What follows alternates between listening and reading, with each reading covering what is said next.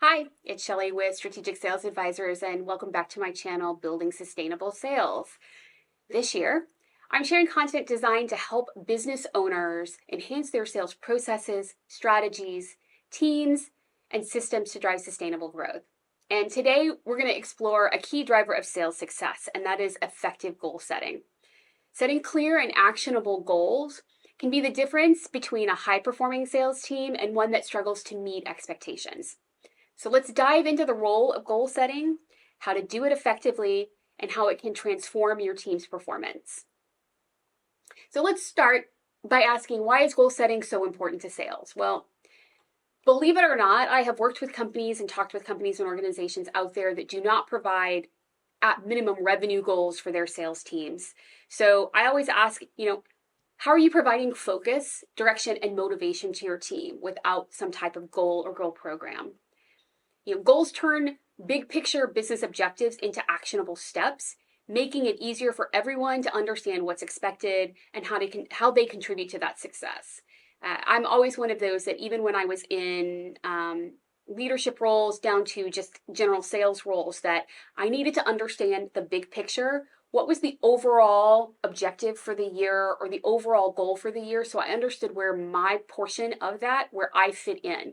And having individualized goals where I could create actionable items or actionable steps to achieve that goal was critical to me being successful in my roles.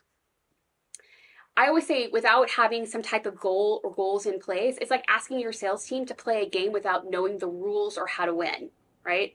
On the other hand, clear goals create that roadmap for them for consistent and measurable progress.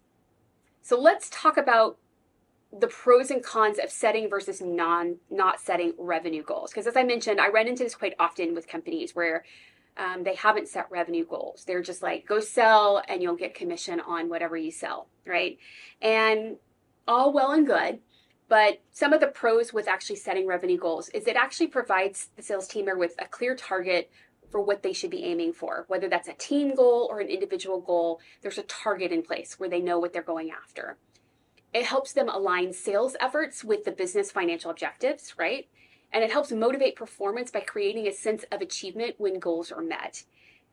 Really important.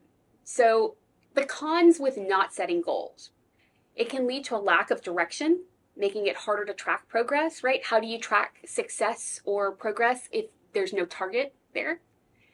It can decrease accountability within the team.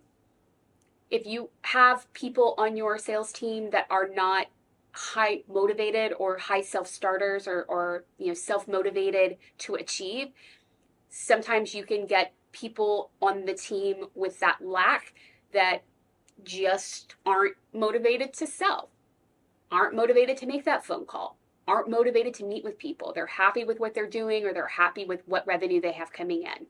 We want to get out of that aspect of things. And then the third con that I would say with as it relates to not setting would be, if you're not setting revenue goals, it kind of reduces that motivation because there's no clear measure for success. How am I going to, in a company, how am I going to showcase my performance as a salesperson or look to potentially move up in the company and showcase the value that I bring if I don't even know what a goal is, right?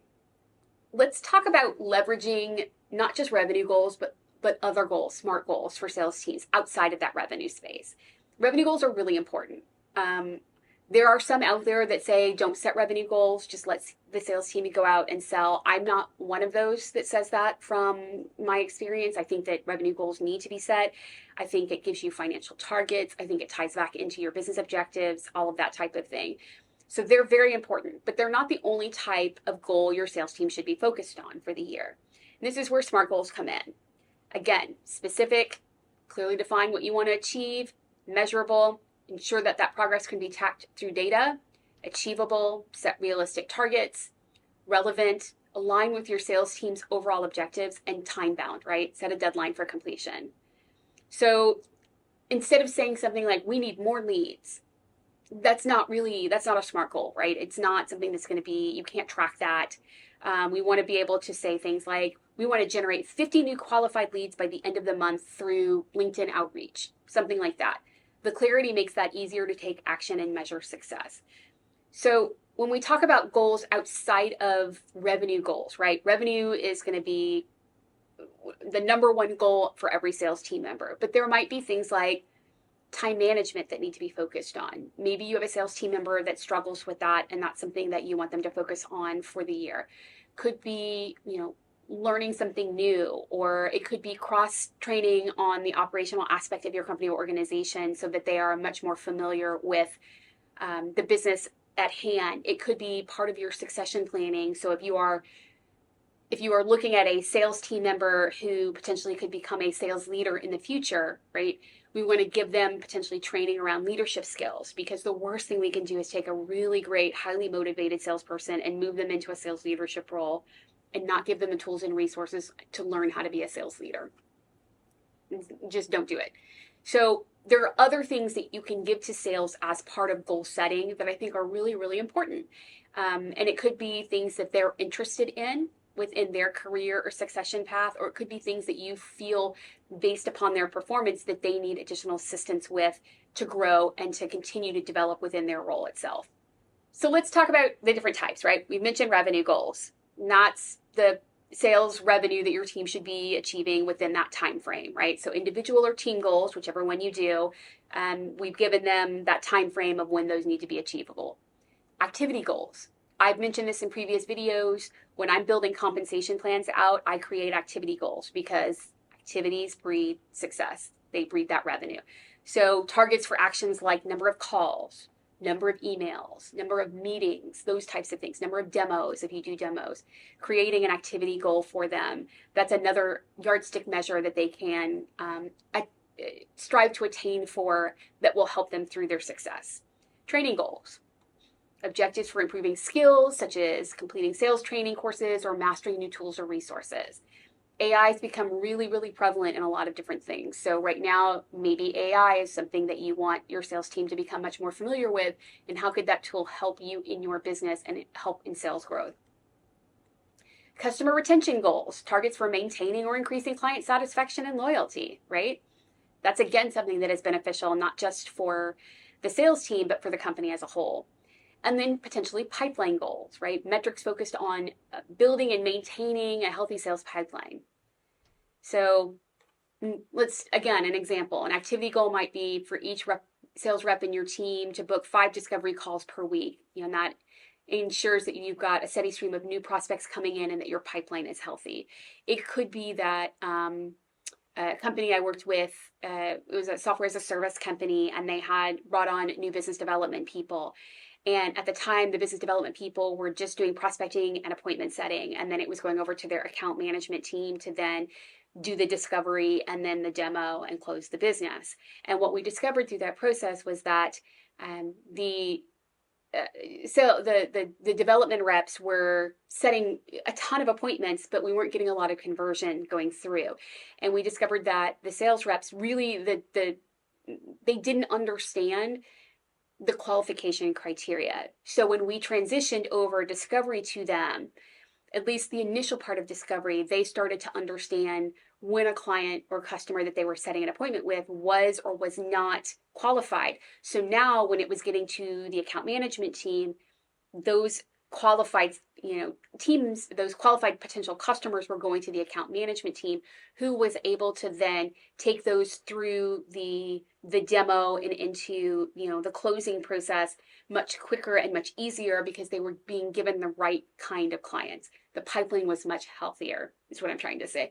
So again, things that you can look at using data that's coming in and then creating goals around that. What I want us to do too is I want us to make sure that we are including in the sales team so that they will feel motivated to achieve the goals. So going back to the example I just shared about the software as a service company that I worked with, that situation of receiving unqualified appointments to go through discovery was uncovered by an account management team member who really identified that as an issue and was able to go back and say, can we talk about this? What can we do? Those types of things, including that salesperson in when it comes to,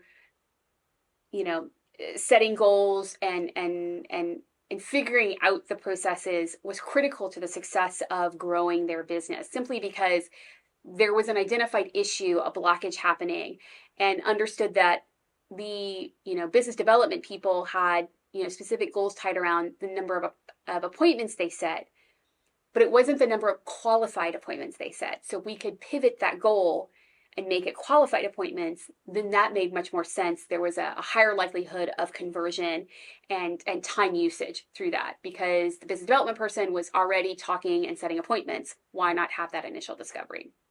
So let's bring sales team members in to collaborate on goal creation, right? So discuss the goals with the team to ensure that they feel realistic and relevant to the sales team. You're probably going to get a little pushback, right? But you want to make sure that they are realistic and relevant. There may be a bit of a stretch, especially if they're revenue goals, but we want to make sure that they are buying into those. We want to encourage the input from them. We want to ask them for their ideas on what's achievable and what do they need to succeed. And we want to create that buy-in. When people have a say in their goals, they're much more likely to feel accountable to achieving them. It's absolutely true across the board. Use that with your kids if you have kids out there. If you're setting chores, for example, those are their goals. Ask them what's realistic and get them to buy into it, because once you get them to that space, they will feel much more accountable to achieving them than potentially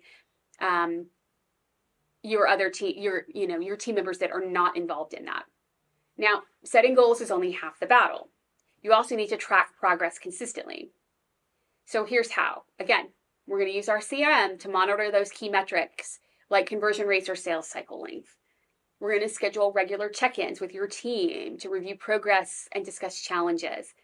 And then we're going to create dashboards that give your team real-time updates on their progress. And I don't want you to create dashboards necessarily outside of your CRM. We want to create realistic goals and actions that we can track within our CRM systems. Do not give yourself a headache by creating things that then you have to manually track, because you will track that in the short term, but it will not be something that you can do through the long term. And finally, as I mentioned, in the case of the software as a service organization that had created goals and that we needed to adjust, we need to be prepared to adjust goals if necessary. Sales environments are really dynamic, and unforeseen challenges or opportunity can arise. If a goal becomes unattainable due to an external force, we need to adjust that to keep your team motivated. During the pandemic, when I was working with a hospitality company, of course, overnight, hotels went from being, occupied to basically unoccupied. We had goals assigned to each sales team member through their sales leaders that were going to be completely unattainable. And in that kind of a case, we pulled back the goals and said, all right, we're pulling goals. We're not going to have revenue goals in the short term, but we're going to have activity goals. We want you to be reaching out. We want you to be finding out who's traveling, what business is actually out there, and how can we go after it. We want that type of a situation. So you have to be able to pivot when necessary, when it makes sense. On the opposite side, if you set a goal and then the salesperson achieves it and then goes, so far above and beyond, then maybe we didn't set the goals in a realistic situation. They've gone way above and beyond because opportunities arose. So let's take the opportunity to sit down with them and have a conversation around, all right, you've significantly over exceeded your goals. Why do we think that's happening? And, what can we approach with this? What do we need to have a conversation around? So let's recap and wrap this up. Boosting sales performance through effective goal setting includes several different things. So we want to understand the role that goals play in sales success. We want to recognize pros and cons with setting revenue goals, right?